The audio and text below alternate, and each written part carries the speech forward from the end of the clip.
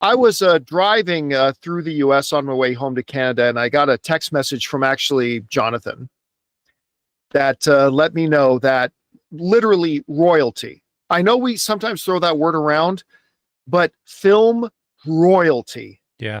Diane Keaton passed away at the age of 79.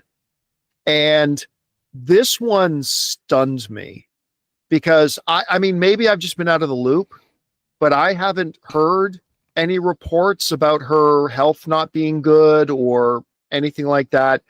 And so it just kind of came out of nowhere that she was gone. And when you look at her career, like I'm not joking when I say royalty, like let's take a look at this. When you look at her career, she is a 4-time Best Actress nominated performer. She won the Oscar for Annie Hall, which, by the way, a little bit of fun trivia, and correct me, Jonathan, and correct me in the live chat if I'm wrong, but one of the most notable things about Annie Hall is that it's the movie that won Best Picture at the Academy Awards over Star Wars. It was in the same year Star Wars, I believe, was out, and it's the film that beat out Star Wars. So that's 77. So she won. Yeah. 77. Yeah. So she won the Academy Award for Annie Hall. She was also nominated for Best Actress in Marvin's Room, Reds, and Something's Gotta Give, which if it wasn't for the Godfather films, I would say it's probably my favorite movie of hers. But again, other notable films, the Godfather films, Godfather 1, Godfather 2, Godfather 3, The Father of the Bride franchise, The Book Club franchise, First Wives Club, many others she did with Woody, many others she did with other great filmmakers. But I mean, and the recipient of the American Film Institute's Lifetime Achievement Award. She truly is royalty. And here's the interesting thing about her. There are a lot of performers that were great and big and iconic in like the 60s or the 70s, the 80s, or the 90s, or whatever. But the thing about Diane Keaton was she's not from one era. Right. She was literally consistently working, consistently making films, consistently engaging. She had a career that spanned all the way back to Annie Hall and then all the way forward literally to modern day. She was still a working actress, and not just a working actress. She was still a working actress who would headline things. When Diane Keaton was in a movie, her name's on the poster.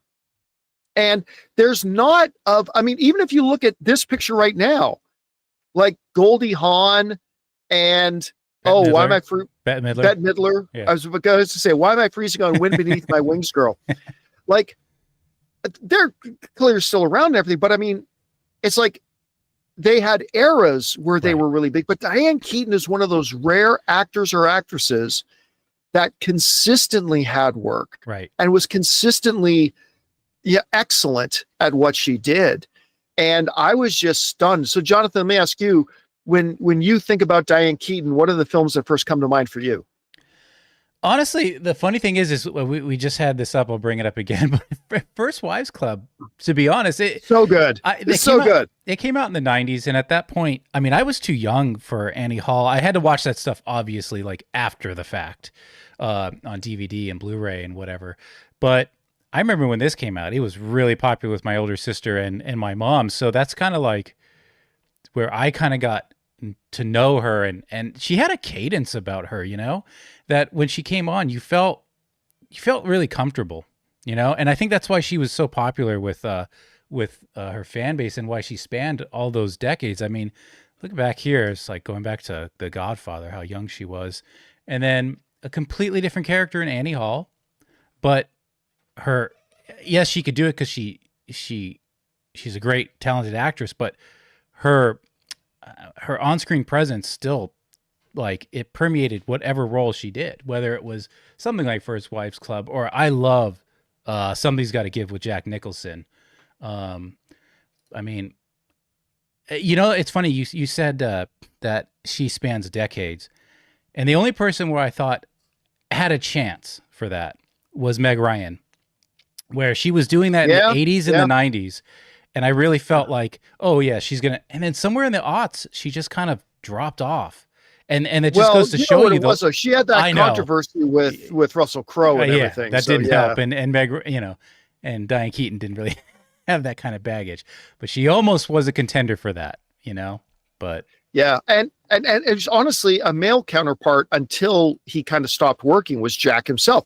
Listen, again, bringing up Something's Gotta Give, a movie in which she's being courted by two suitors, Jack Nicholson and Keanu Reeves.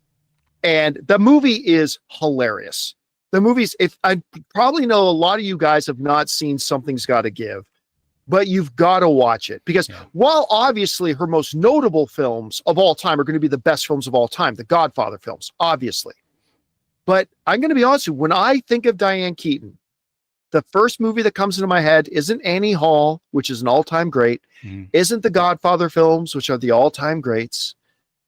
It's Something's Gotta Give. This is the movie to me that first comes to my head when I think of her. And I can't believe we've lost her way too soon. Even at 79, I feel like we've lost her too soon. And so, guys, the question is for you. When you think of the great Diane Keaton, what are the films that pop into your mind first? What were your favorites of hers? Whatever you guys think, jump down to the comment section below and let us know your thoughts. Hey guys, thanks so much for watching this video. Make sure you like the video, leave a comment, and subscribe to our channel. And don't forget, we have a daily podcast called the John Campea Show podcast, available on Apple Podcasts, Spotify, or your favorite podcasting app of choice. Go and subscribe to it today so it'll be there when you need it.